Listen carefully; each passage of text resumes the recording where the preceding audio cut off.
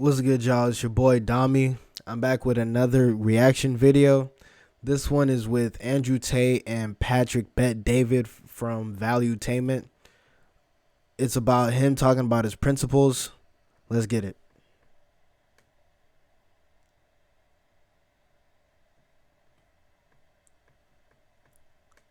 Everybody has running mates. Like this main guys, I use the phrase running mates where Tristan's your running mate, you're his running mate, and then you got other people. So there's a levels to running mates, right? Yeah. So you got acquaintances, you got, friends, you got best friends, then you got running mates. Running mates is a handful. It's not that many. Yeah. And when you create that kind of an environment, there's a very mutual understanding of what the standards are to be at this level. You can go to dinner and shoot the shit and talk to anybody. Hey, and hey, how you doing? Oh, great, man. What's up? How you doing? Man, great, awesome, family good, everybody good, great. And then there's the next one, and the next one, and the next one, and the next one, and some people try to become too friendly too soon, and it's a little awkward. Yeah. Let's relax a little bit, let a couple of years go by, and then we'll see where this thing goes. Yeah. For your end, what code? Not you and Tate, because not you and Tristan. Yeah. Set that one aside. I'm talking about anybody else, non-blood. Yeah. And I'm not even talking cousin, by the way. I'm talking non-blood. Yep. Anybody that's non-blood, that's in the inner circle of Tate, and it's a handful of people on that list. What are some codes all of you follow that's non-negotiable? Absolutely. That's a fantastic question, and I know exactly how to answer it. So the first things first is I do not like to hang around with men who suffer from a lack of women, because in my experience, any man who can't get women will eventually sell you out for women. It's too powerful a force. Bro, when he said that shit, I just had a flashback to like college. Oh my God. The way niggas would fall just for like a chance, just a little chance of some pussy. Shit was hard to watch, but hey, couldn't be me though. Too powerful a force. If you're completely sex deprived all the time, sooner or later you're going to sell your boys out for sex, whether it's his ex or some girl talking That's a fact. bad about your boy, but you really want the pussy, so you let her slide. If you're not good with girls, I don't want to talk to you. Second thing is money.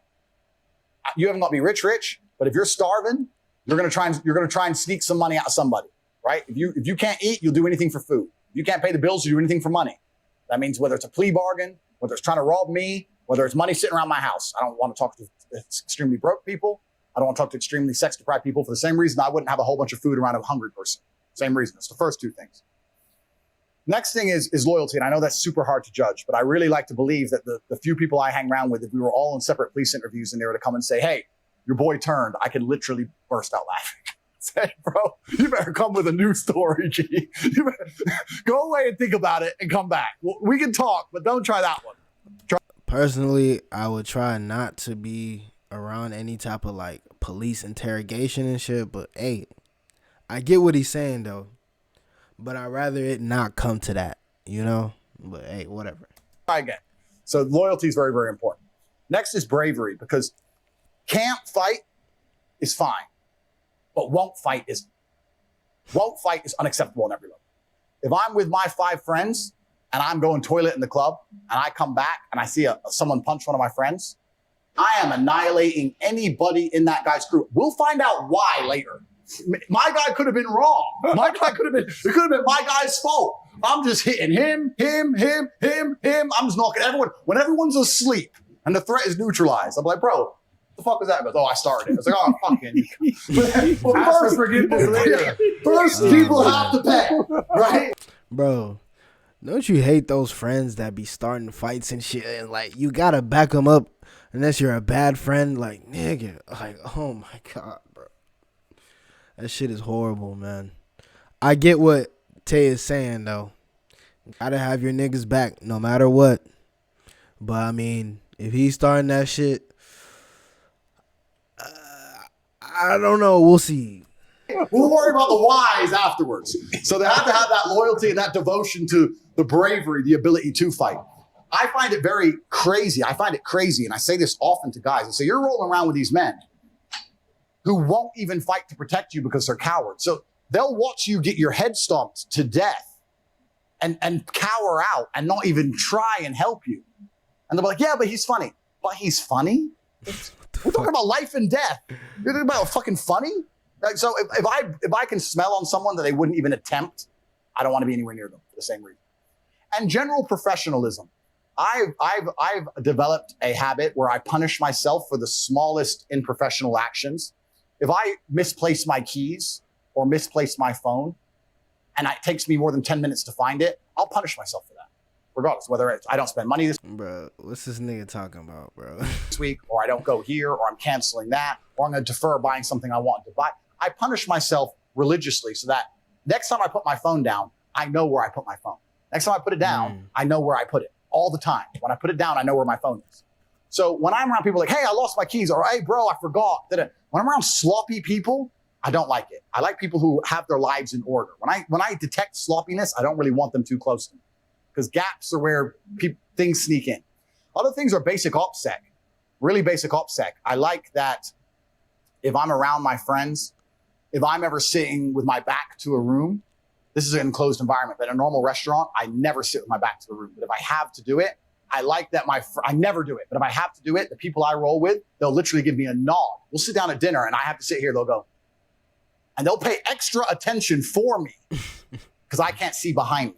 I like that level of professionalism. Bro, I don't know if he's capping or not, but I mean, hey, he's rich as hell, so I'll take his word for it, I guess. Like that.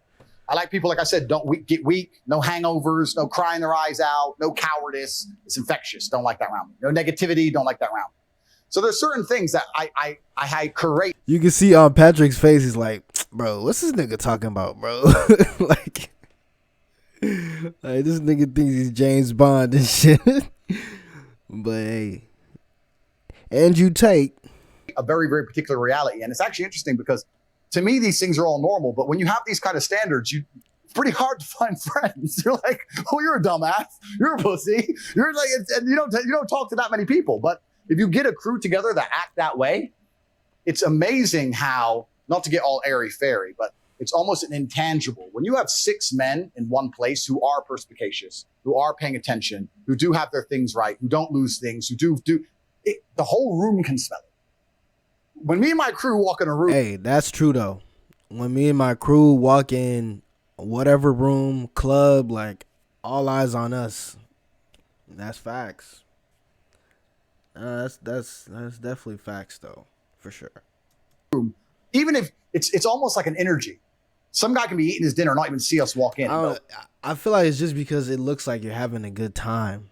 Like it looks like you're fun, you know? That's what I think. 6 predators. It's like the rabbit when the fox comes. Like you can smell when the guys turn up. Do you know what I mean? And everyone's experienced it. Everyone's seen it. So anyone I associate with, I have these very, very stringent metrics, and they're basically just to make sure that nobody gets inspired by something they can't resist to snake us, and also nobody's overly sloppy and allows a way for us to be infiltrated and destroyed. And one of the easiest ways that people, especially in the modern world today, especially people in my position, are infiltrated and destroyed are women.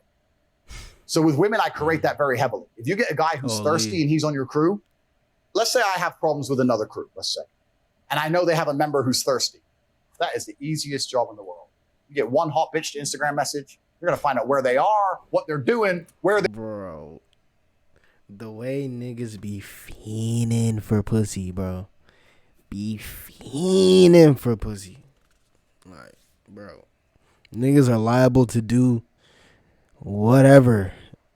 Like, don't even be surprised. Like, niggas will do whatever. Some niggas.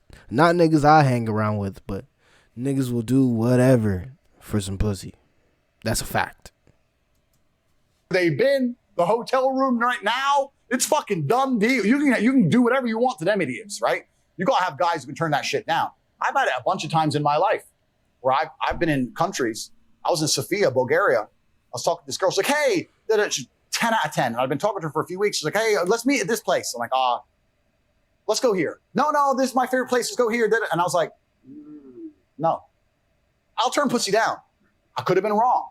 Could have been right. Could have been right. We're never going to know. I'll turn it down. This nigga, you can't turn off the misogyny. You just can't turn it off. He said, I'll turn pussy down. Even if she's a 10. Shit. Hey, top G. down. But if you have that guy in your crew, hey, bro, she's so hot, bro. She's so hot. That's problems for you and him and everyone else. So you got to be very careful with the kind of life you're living. But if you live with people who have their lives in order, it's important. But professionalism is also a really big one. When I see people who are sloppy, it makes me very uncomfortable. If you enjoyed this video and you want to watch the entire podcast, click over here. And if you want to be connected with experts. That video was cool. I mean, I agreed with a lot of things that he said. But, I mean, some of the things that he said, it just sounded like he made that shit up. And I saw in Patrick's face, he was kind of like, bro, nigga, are you capping? This sounds like a fucking fairy tale. But, hey, he had some gems in there. I'll give him that. But that's pretty much all I got. I'm out.